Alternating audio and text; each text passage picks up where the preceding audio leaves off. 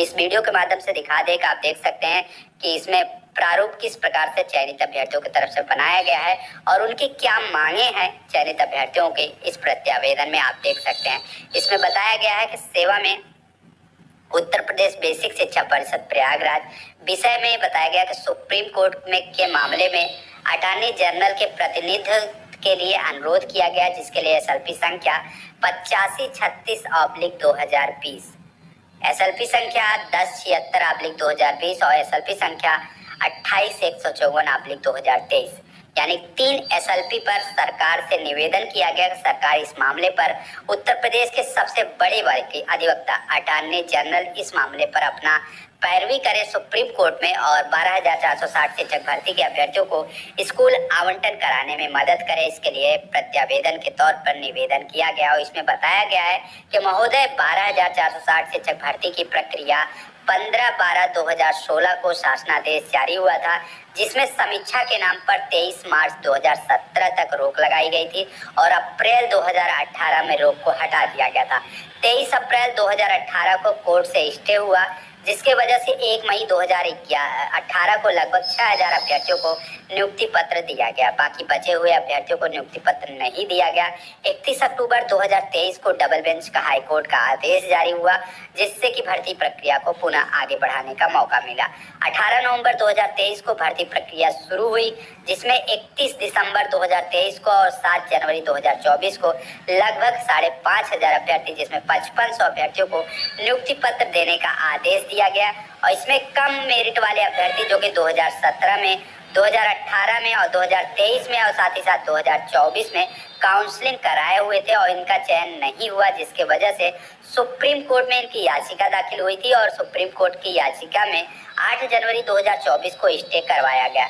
नियुक्ति आदेश मिलने के बाद भी 8 जनवरी 2024 से बेरोजगार 5500 अभ्यर्थी बेरोजगार होकर घूम रहे हैं, जिसके वजह से 5500 अभ्यर्थियों का भरण पोषण सही तरीके से नहीं हो पा रहा है। हम 5500 अभ्यर्थी आवेदक अवसाद में हैं। भर्ती को लंबे समय के अंतराल में हम सभी आवेदक विवाहित हैं और हमारे बच्चे भी हैं। हमारे बच्चों का विद्यालय में प्रवेश मार्च अप्रैल महीने में होता है, तो उनका भी भविष्य कहीं न कहीं प्रभावित हो रहा है, क्योंकि हम रहते हैं किसी और जिले में और हमारा चयन किसी और जिले में हो चुका है। इसलिए समस्त चयनित अभ्यर्थी सरकार से निवेदन करते हैं कि आगामी 3 अप्रैल 2024 को सुप्रीम कोर्ट में 12,460 शिक्षक भर्ती को लेकर सुनवाई लगी हुई है, जिसकी सुनवाई में आज सरकार की तरफ से मजबूती से पैरवी किया जाए। इसके लिए इस मामले पर सॉलिसिटर जनरल श्री तुषार मेहता जी को भेजा जाए, जिससे समस्त आवेदक को 3 अप्रैल 2024 को सुप्रीम कोर्ट से राहत मिले और समस्त चयनित अभ्यर्थियों को विद्यालय आवंटित किया जा सके। और इसके अलावा दूसरे कॉलम में ये भी बताया गया कि हमारी समस्या का निस्तारण सरकार के द्वारा किया जाए, अन्य किसी अभ्यर्थी के माध्यम से ना किया जाए, क्योंकि इस भर्ती में डबल बेंच में बहुत से ऐसे पैरवीकार निकले थे जिन्होंने आर्थिक सहयोग भी लिया था, लेकिन उनके सहयोग के बाद भी कोर्ट में मामला सरकार के ही सानिध्य में निस्तारण किया गया। इसलिए समस्त चयनित अभ्यर्थी इस प्रकार का प्रत्यावेदन टाइप करके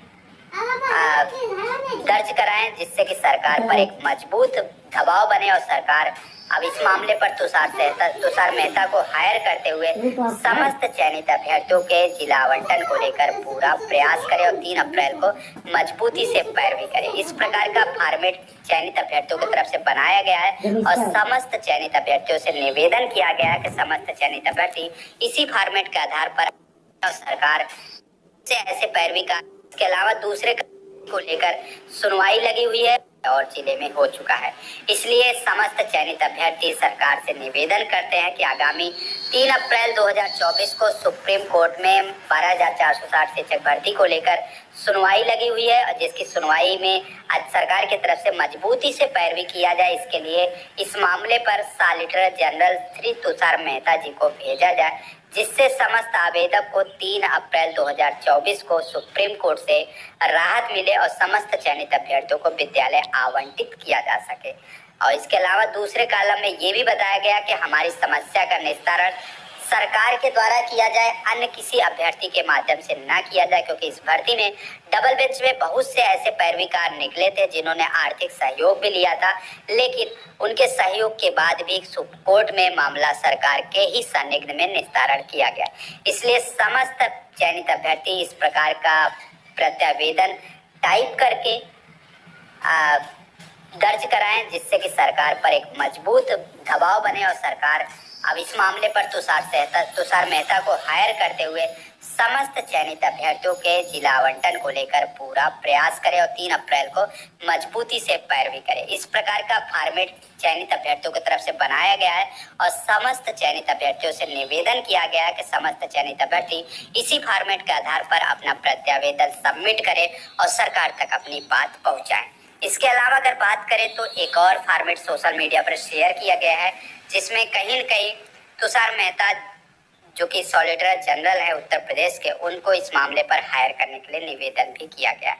आप देख सकते हैं कि सेवा में प्रमुख सचिव श्री M.K. सुंदरम IAS हैं, जो कि बेसिक शिक्षा विभाग लखनऊ है उत्तर प्रदेश।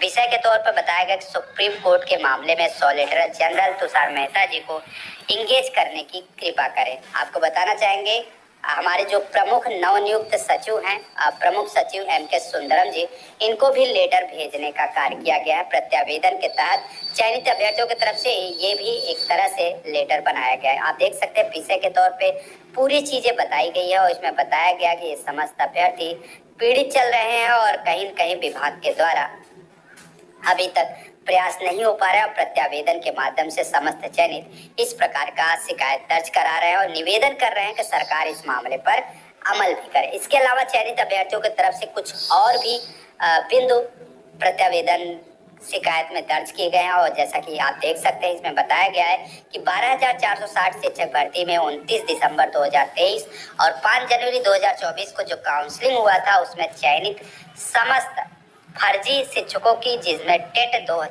शैक्षिक अर्हता विभाग के सर्कुलर में जो तारीख निश्चित की गई है 15 दिसंबर 2016 के बाद ऐसे समस्त चयनित जो हुए हैं उनको भर्ती से बाहर किया जाए।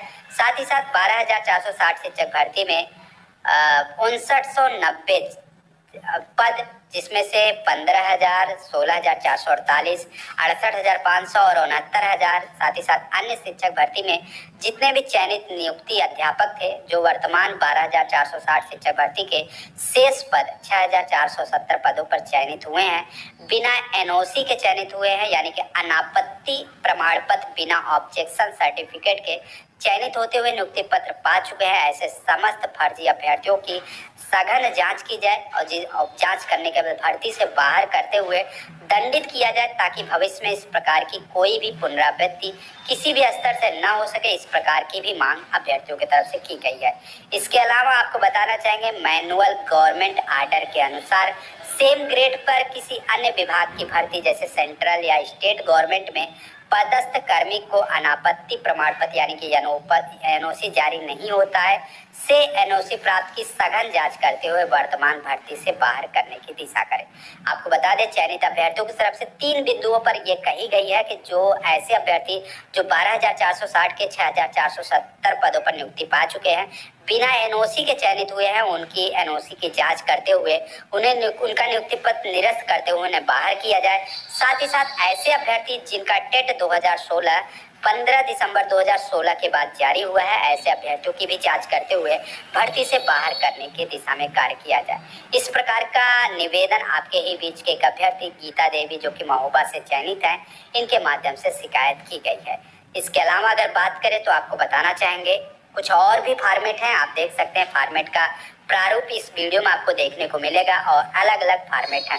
अचयनित अभ्यर्थियों की अगर बात करें तो अचयनित अभ्यर्थियों की तरफ से लगभग 10 ऐसे बिंदु हैं जिस पर अभ्यर्थियों को शिकायत है विभाग से और निवेदन भी है कि विभाग इन समस्त 10 बिंदुओं पर संज्ञान लेते हुए मामले का निस्तारण करे। अगर हम पहली लाइन से बात करें तो इसमें बताया गया है कि 12,460 शिक्षक भर्ती में माननीय उच्च न्यायालय के जो आदेश की याचिका संख्या है 613/2018 मोहित कुमार द्विवेदी बनाम रामजनक मौर्य में 6,470 खाली पदों पर न्यायालय के आदेश के अनुसार सभी शेष बचे हुए अभ्यर्थियों को जनपद में एक साथ काउंसलिंग कराते हुए सभी की चयन सूची बनानी चाहिए थे, लेकिन बेसिक शिक्षा विभाग के द्वारा उच्च न्यायालय के आदेश का उल्लंघन किया गया है। शिकायत की अगर बात करें तो अभ्यर्थियों की तरफ से 10 ऐसे बिंदु रखे गए हैं जिस पे शिकायत अभ्यर्थियों को लगातार विभाग से बनी हुई है। पहले बिंदु की अगर बात करें तो जिसमें कहा गया कि 6470 पदों को 2 भागों में बांटकर न्यायालय के आदेश का उल्लंघन किया गया। दूसरा बिंदु है बेसिक शिक्षा विभाग के द्वारा 29 दिसंबर 2023 को 2018 की चयन सूची जारी की गई थी, जबकि डबल बेंच में 6470 पदों को खाली माना गया था, कोई सूची नहीं मानी गई थी।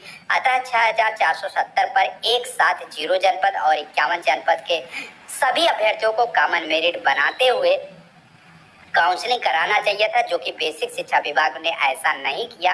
केवल 2018 के काउंसलिंग में शामिल होने वाले समस्त आवेदकों को 29 दिसंबर के में काउंसलिंग के लिए बुलाना चाहिए था, लेकिन ऐसा नहीं किया गया।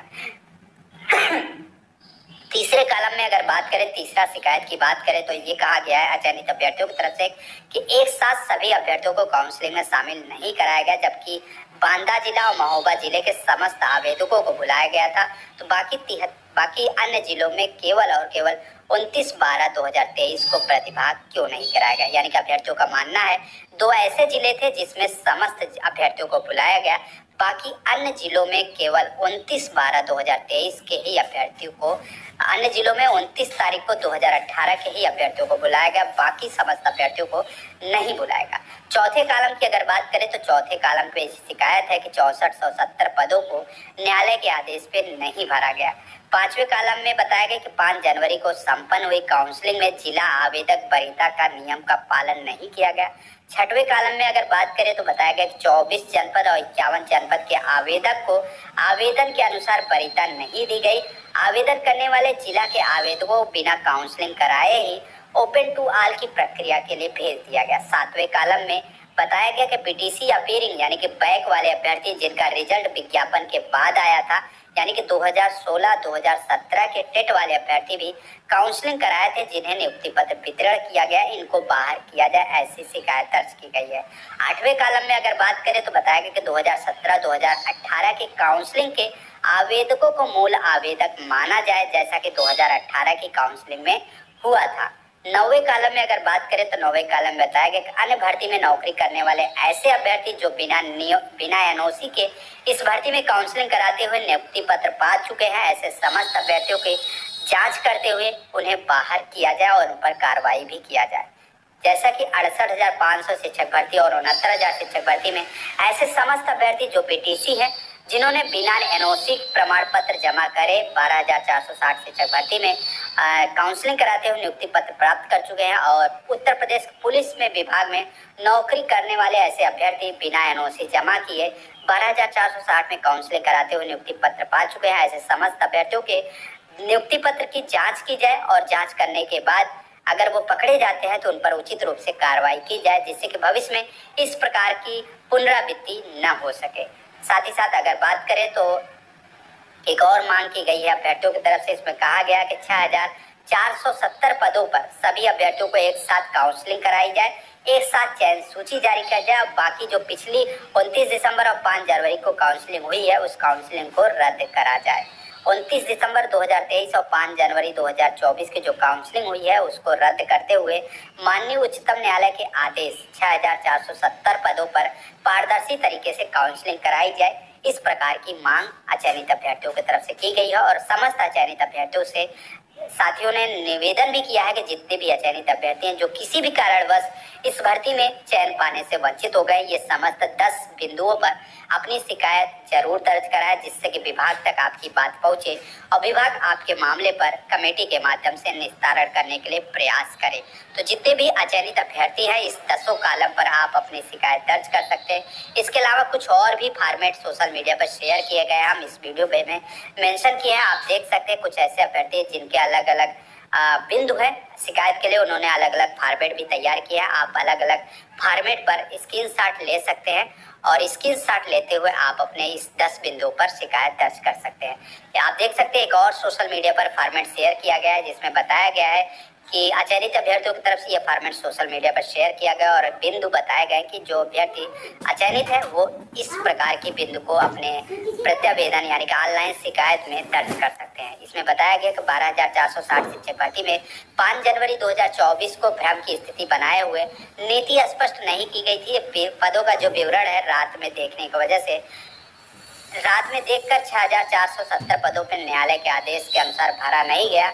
12,460 शिक्षक भर्ती में 15/12/2016 के निर्णय के क्रम में आदेश को बीएससी के द्वारा नहीं माना गया। यदि किसी अभ्यर्थी ने देखा होगा कि 8 जनवरी से 3 डेट लग चुकी है और सरकार के भरोसे अगर रहे तो मार्च से जुलाई भी हो सकता है, ऐसा अभ्यर्थियों का मानना है। इसीलिए आरपी श्रीवास्तव की तरफ से निवेदन किया जा रहा है कि अधिक से अधिक लोग सहयोग करें जिससे कि प्राइवेट अधिवक्ता सुप्रीम कोर्ट में उतारा जा सके। इसके अलावा अगर रहे हैं वो 3 अप्रैल तक का इंतजार कर रहे हैं। 3 अप्रैल को सरकार मजबूती से पैरवी करे, इसके लिए आप सभी लोग अपने स्तर पर प्रयास कर सकते हैं। जितने भी चयनित अभ्यर्थी हैं वो प्रत्यावेदन दर्ज कराते हुए सरकार से सॉलिसिटर जनरल तुषार मेहता को अपने मामले में हायर करने के लिए निवेदन कर सकते हैं। अगर आप निवेदन करते हैं तो सरकार अपने मामले पर संज्ञान लेते हुए इस प्रकार के प्रयास करती है और अगर सॉलिसिटर जनरल आपके मामले में हायर होते हैं तो पूरी संभावना है कि मार्च महीने में सुप्रीम कोर्ट से स्टेटस को लेकर कुछ राहत भरा सूचना मिल सकता है और चयनित अभ्यर्थियों को बड़ा राहत देखने को मिल सकता है। फिलहाल यह महत्वपूर्ण अपडेट थी। उम्मीद करते हैं वीडियो को शेयर कर दीजिए को न्याय मिलेगा। तो उम्मीद करते हैं वीडियो को शेयर कर दीजिएगा। चैनल के माध्यम से महत्वपूर्ण सूचना देने की कोशिश की गई है। अगर फिर भी किसी प्रकार की कोई कमी होती है तो आप कमेंट के सेक्शन में अपने बात रख सकते हैं। आपके समस्या का समाधान करने की कोशिश पूरी की जाएगी। धन्यवाद।